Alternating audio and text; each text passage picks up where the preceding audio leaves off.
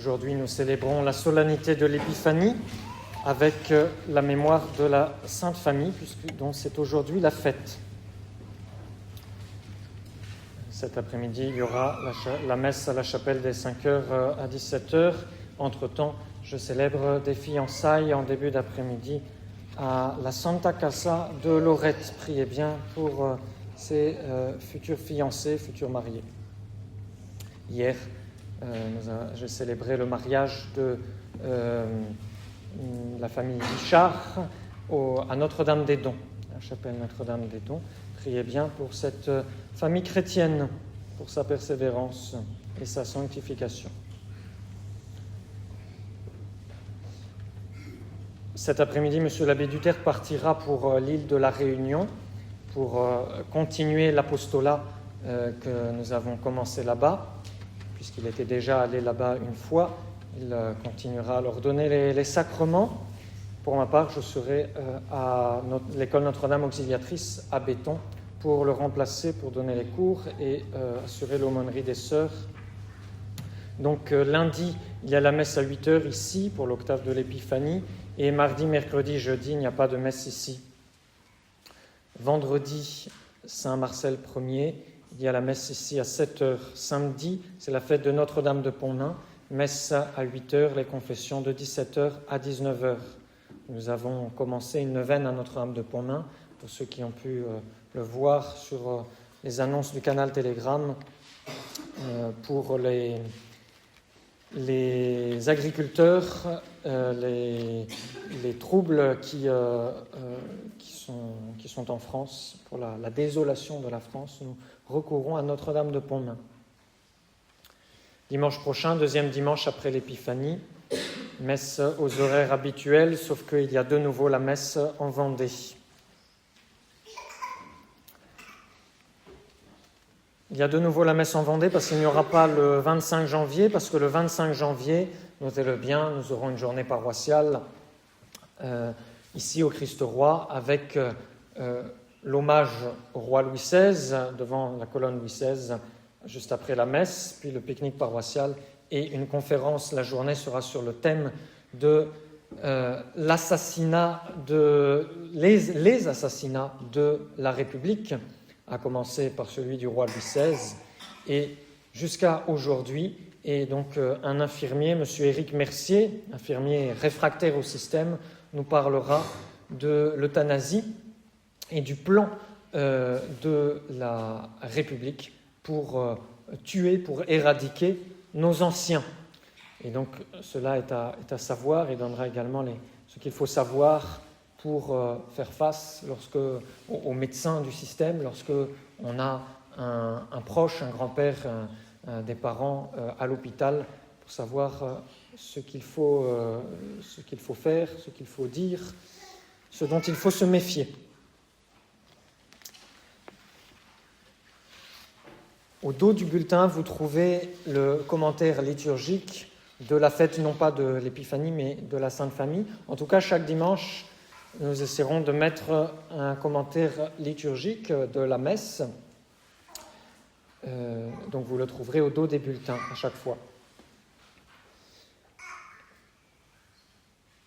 Il y a à l'entrée de la chapelle des calendriers de catholiques de France. Il en reste plusieurs. Donc si vous n'en avez pas, si vous en voulez, n'hésitez pas pour le prix de 10 €, 15 € pour les deux. Il y a également des livres intitulés « Le catéchisme de la famille chrétienne » par le Père Emmanuel du Mesnil-Saint-Loup. C'est une valeur sûre, en même temps un catéchisme très simple pour les familles, pour le foyer chrétien. Et ces catéchismes sont offerts aux familles chrétiennes, donc n'hésitez pas à vous servir. Elles nous sont offerts par un généreux bienfaiteur via les éditions Saint-Rémy. Donc vous penserez à en prendre si vous êtes une famille et à faire une prière pour remercier le bienfaiteur en question. Beaucoup de personnes nous ont demandé des scapulaires verts qui donnent la grâce de la conversion finale. Nous en avons reçu, nous en avons maintenant en stock. Vous les trouverez à partir de dimanche prochain dans la procure. La procure sera également ouverte la journée du 25. Enfin, cette semaine, j'aurai la joie d'accueillir à Saint-Maurice, ou plus exactement dans un village à côté de Saint-Maurice, à Saint-Pern. Elles vont s'installer, les sœurs de saint Thomas d'Aquin, donc les sœurs qui sont proches de notre institut catholique romain et qui viendront s'installer à Troyes. Leur arrivée a été quelque peu retardée. Et vous voyez, nous essayons d'assurer l'avenir de nos chapelles, de nos familles, particulièrement de nos écoles également. Hier, j'étais en grande discussion avec Monseigneur Selway pour connaître tous les rouages administratifs pour que des Américaines puissent justement s'occuper d'une école en France. Nous essayons de travailler sur le long terme pour ne pas nous contenter d'une école primaire, mais aussi d'un secondaire, d'un lycée. L'arrivée des sœurs ne porte pas du tout préjudice, bien sûr, aux sœurs de Saint-Maurice, aux sœurs de la sagesse. Bien au contraire, elles se réjouissent et les deux congrégations bien se compléteront merveilleusement, j'en suis certain.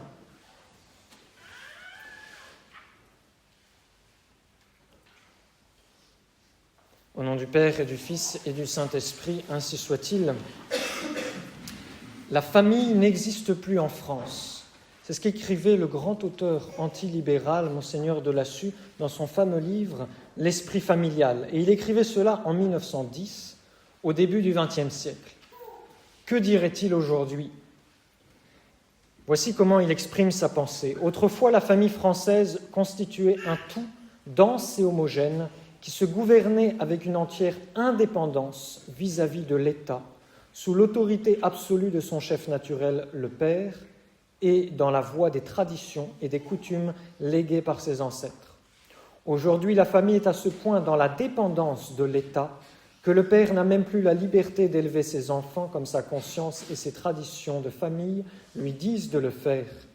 L'État s'empare de ses enfants, avec la volonté proclamée d'en faire des sans-dieu et conséquemment des sans-mœurs, c'est-à-dire des gens sans morale.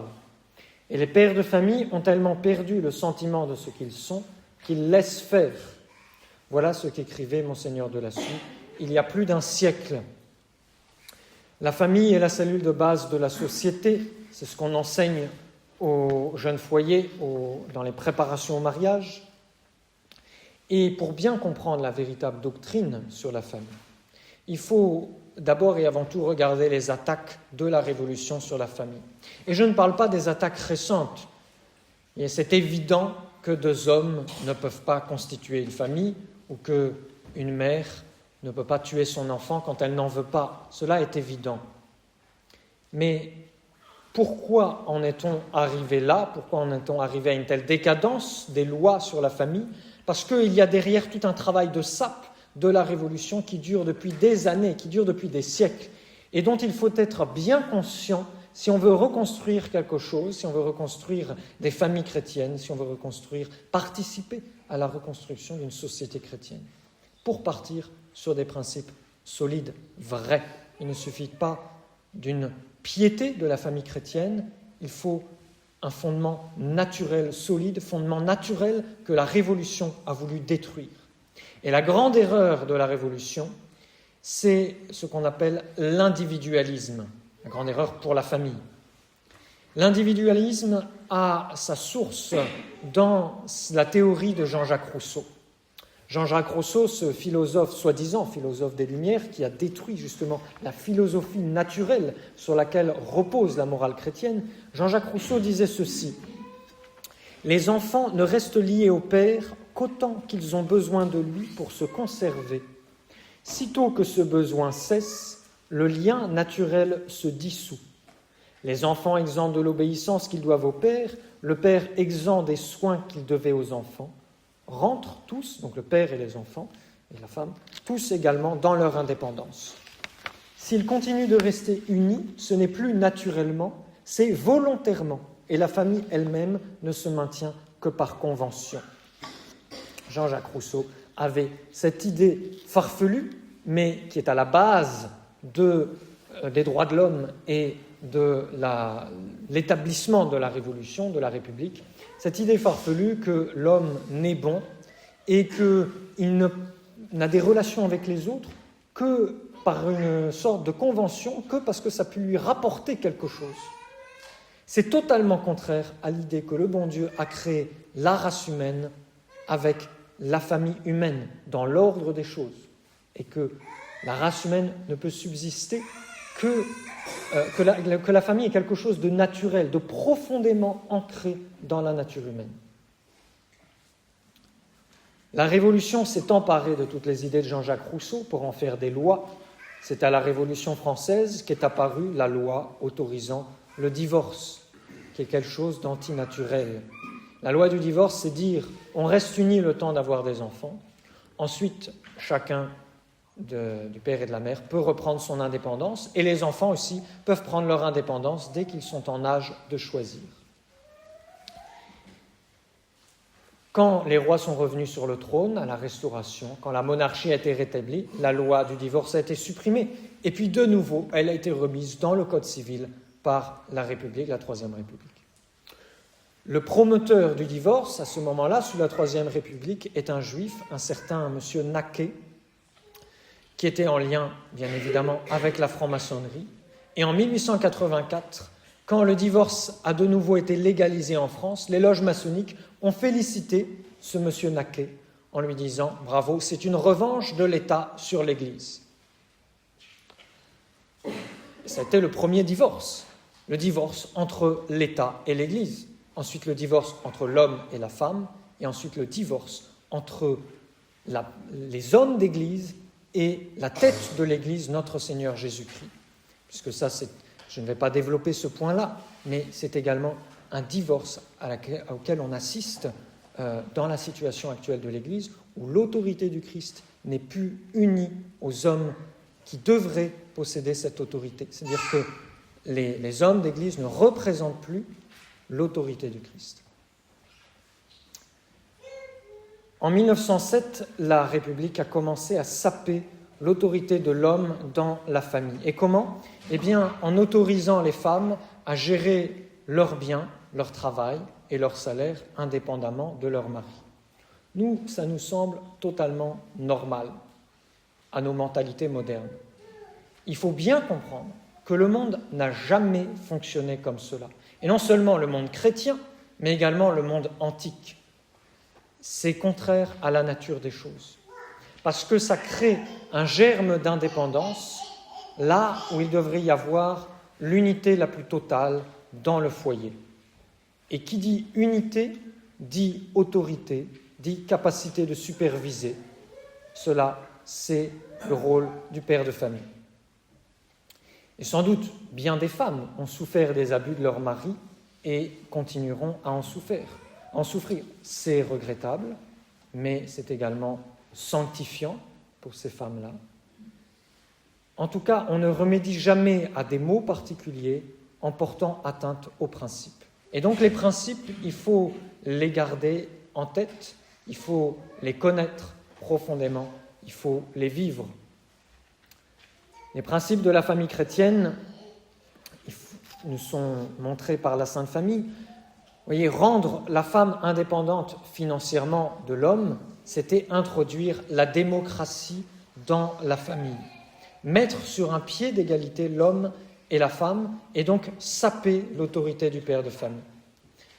En même temps, détruire la fonction magnifique, le rôle de la femme au sein du foyer, lui donner une ouverture extérieure qui détruit son rôle intérieur au sein du foyer.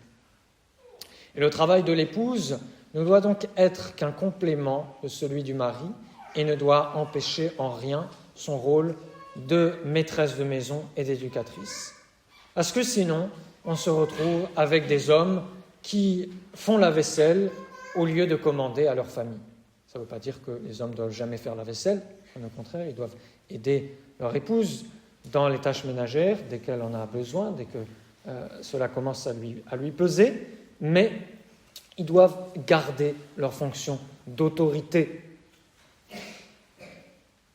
Ensuite, après avoir promulgué le divorce, puis sapé ainsi l'autorité de l'homme dans la famille, en 1908, un an après, a été autorisée la légitimation des enfants adultérins et incestueux. Ces enfants-là n'ont rien fait de mal, ils ne sont que des victimes du péché de leurs parents, mais auparavant, ils étaient mis dans une catégorie à part dans la société pour préserver dans la société l'unité et la valeur de la famille. La Révolution donne aux individus nés hors mariage le même rang, la même place que ceux qui sont le fruit d'un mariage. Et ça aussi, c'est anti-naturel. Cela tue la famille sur le long terme. L'Église ne dit pas que les enfants légitimes sont moins bons que les autres. Elle dit que légalement, ils n'ont pas les mêmes droits parce qu'ils n'ont pas eu la grâce de naître dans une famille dûment constituée. Et les enfants nés hors mariage acquièrent une légitimité par le mariage de leurs parents. Tout ça, ça peut nous sembler d'un autre siècle. Pourtant, les lois de l'Église subsistent. Et justement, le sacrement de mariage vient tout guérir, vient tout élever, vient tout surnaturaliser, vient tout remettre dans l'ordre. Et puis enfin, pour achever la désorganisation de la famille, le Code civil a prescrit le partage égalitaire entre les enfants. On se retrouve dans des situations de partage de famille où l'un dit « lui, il a ça, il faut que moi, j'ai exactement pareil ». On croirait vraiment entendre des enfants qui reçoivent des bonbons, qui veulent la même quantité que les autres, ou bien des cadeaux de Noël, et qui ne voient que leur intérêt propre. Les effets de cette loi sont désastreux, cette loi sur le partage égalitaire entre les enfants. Les effets de cette loi sont désastreux, disait Monseigneur de Lassus, aussi bien pour l'État que pour la famille.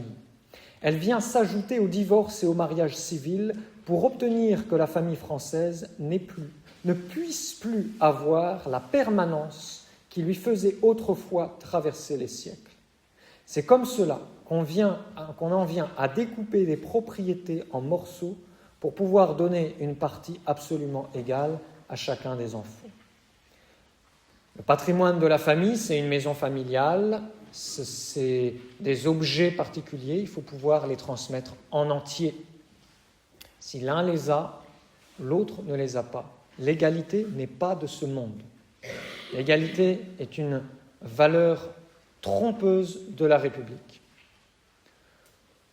Le droit de posséder la meilleure part, disons-le comme cela, puisque c'est à ça que cela revient, eh bien le droit de posséder la meilleure part revient à l'aîné ou à celui qui a les plus grandes capacités pour gérer, faire fructifier le domaine familial en même temps que les plus grandes vertus morales.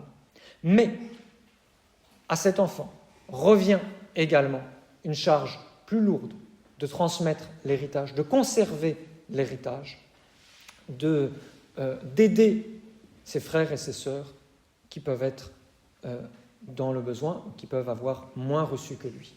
C'est au père, conseillé par la mère, de décider qui sera cet enfant. Les conceptions révolutionnaires sont malheureusement ancrées très profondément dans nos mentalités. Parce que depuis des années, des siècles, on est obligé de faire avec, d'obéir aux lois. Il ne faut pas les prendre pour des lois absolues. Il faut avoir à l'esprit, au contraire, il faut avoir l'esprit contraire à ces lois, et jouer sur les différentes possibilités que peut nous laisser le droit civil. D'accord. Cela demanderait beaucoup d'explications supplémentaires pour rentrer dans les détails pratiques. J'espère qu'un jour nous pourrons faire une vidéo ou une instruction spécialement sur cela. Je vous encourage en tout cas à lire le livre de Monseigneur de Lassus pour rétablir les principes catholiques et naturels, les principes naturels sur lesquels se base la société catholique, et à vous en pénétrer et à inculquer ces principes à vos enfants. Parce que les mentalités se forgent petit à petit. Ce n'est pas un jour où on décide de partager ses biens ou un jour où il y a un problème de famille où on commence à voir quelle est la doctrine chrétienne. Il faut que les mentalités soient imprégnées petit à petit de ces choses-là. Et vous voyez, dans l'ordre surnaturel, c'est exactement la même chose. Le bon Dieu donne plus à certains qu'à d'autres. Est-ce que vous êtes est-ce que vous êtes dans la tristesse parce que l'un a plus reçu de grâce? Ou est-ce que des Chinois ou des Africains qui n'ont pas été évangélisés de la même façon que vous, qui n'ont pas accès aux mêmes sacrements, est-ce que le bon Dieu les lèse? Non. Le bon Dieu leur donne une part moindre, mais il ne les laisse pas.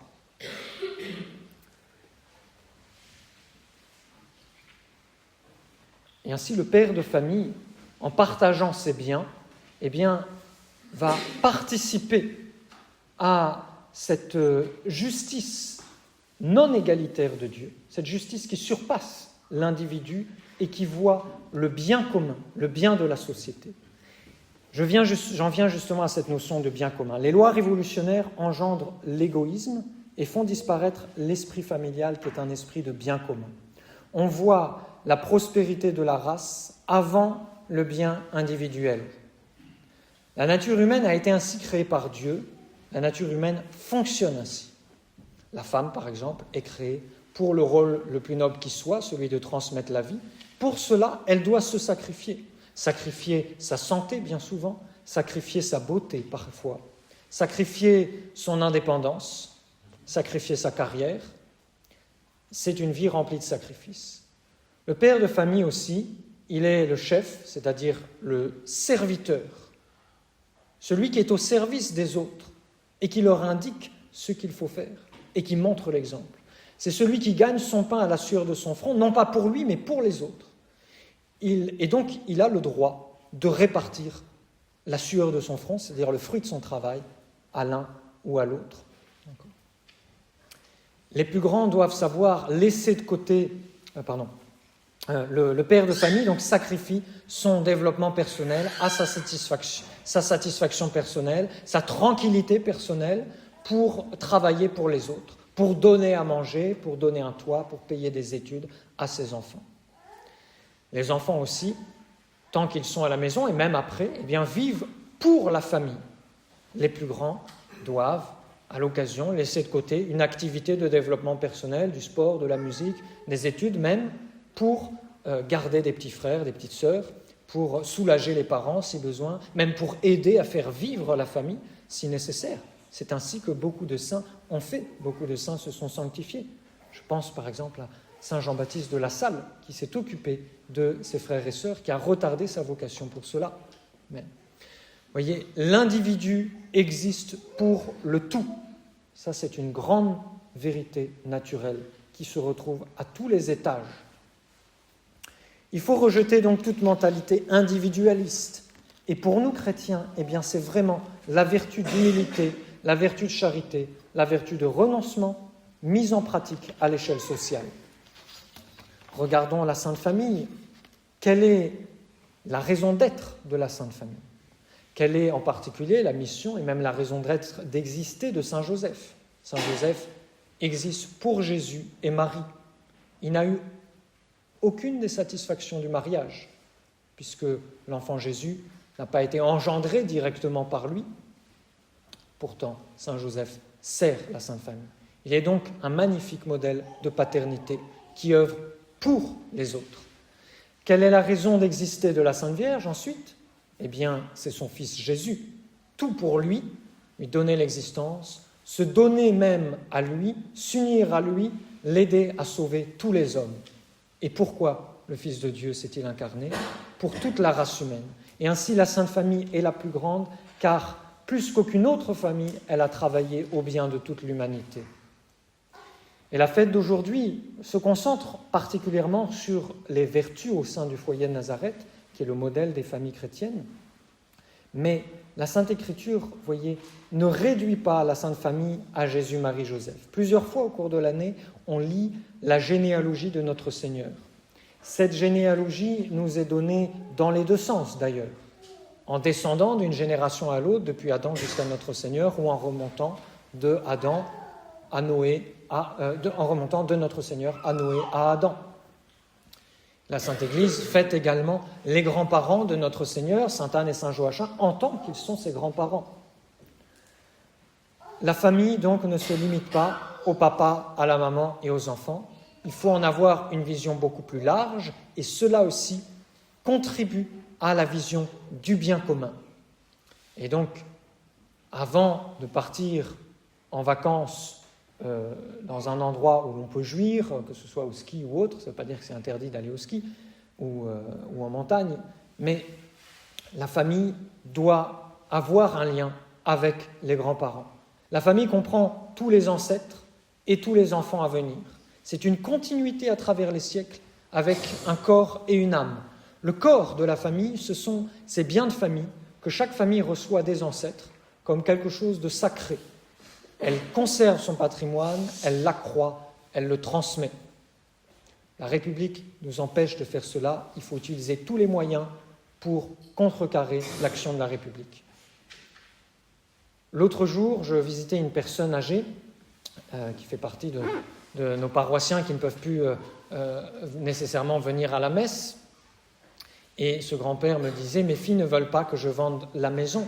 Elles veulent que la maison reste dans la famille. » C'est une bonne mentalité. Ce monsieur était un paysan qui a passé toute sa vie dans sa maison, qui a œuvré, qui a restauré sa maison, etc. Et justement, en parlant des paysans, il est opportun d'ouvrir une parenthèse, puisque le même principe se retrouve aujourd'hui dans la situation actuelle. On veut faire venir des produits d'Amérique du Sud, excusez-moi de parler un petit peu politique, ce n'est pas dans mon habitude, mais les principes sont là aussi. On veut faire venir des produits d'Amérique du Sud de gens qui œuvrent pour du profit, en utilisant le maximum de moyens pour le rendement, sans aucun rapport à la terre. C'est-à-dire que le paysan, lui, doit travailler pour améliorer sa terre et en tirer le meilleur parti, certes, mais d'abord pour la terre, parce que cette terre, elle est noble, c'est de là d'où il vient, et c'est ce qu'il transmet à ses enfants, à sa famille.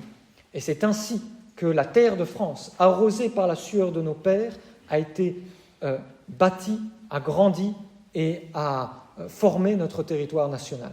Et on veut faire venir des produits qui ne sont pas le fruit justement d'un tel travail, pour saper cette possession, ce patrimoine terrestre de nos paysans.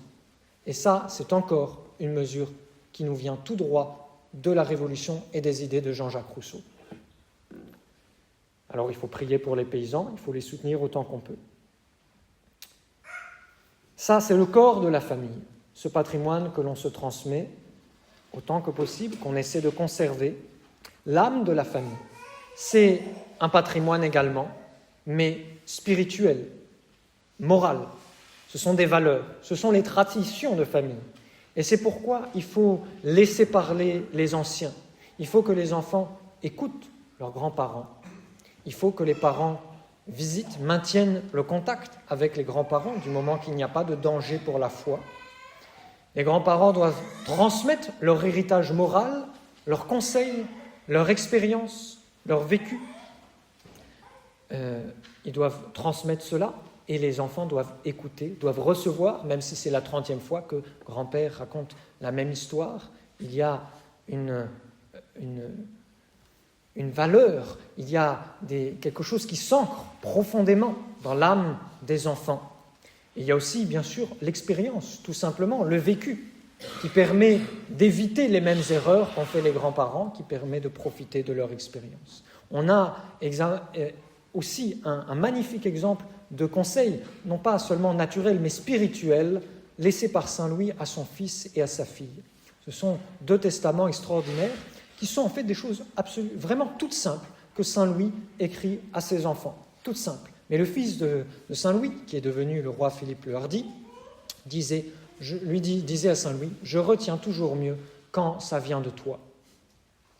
Il faut aussi, dans le même ordre d'esprit, garder la trace de ses ancêtres, garder la généalogie de ses ancêtres. Pourquoi ? D'abord parce que cela nous motive à prier pour eux.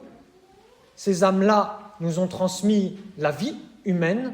Il est normal qu'on les aide à acquérir la vie surnaturelle si elles sont encore au purgatoire.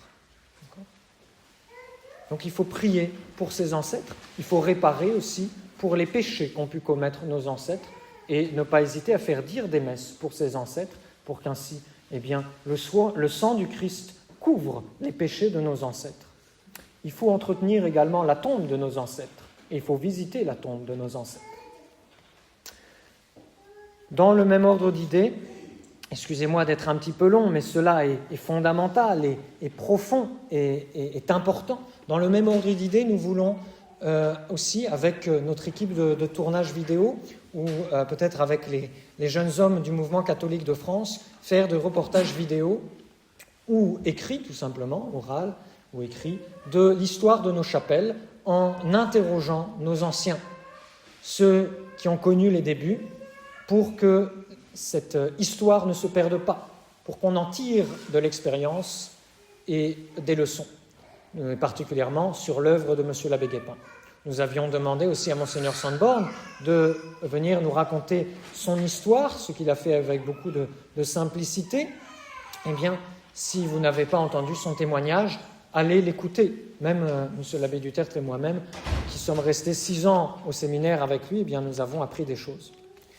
C'est important que les anciens transmettent leur expérience, leur vécu, pour ceux qui viennent après s'en imprègnent, imitent ce qu'il y a à imiter, corrigent ce qu'il y a à corriger et approfondissent toujours davantage les motivations de leurs aînés.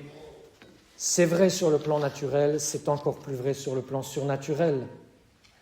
Il faut transmettre de génération en génération la foi que nous avons reçue de nos pères.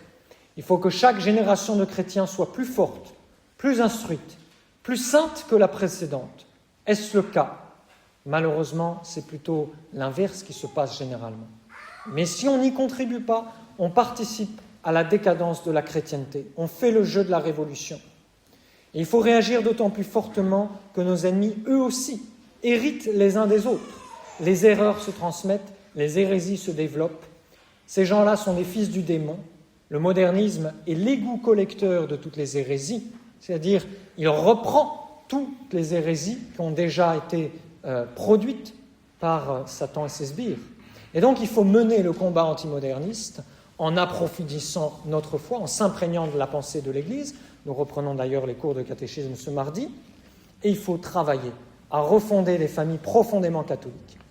Si on est converti, les refonder et à conserver les habitudes d'une famille catholique si on a la grâce d'être déjà né dans une famille catholique.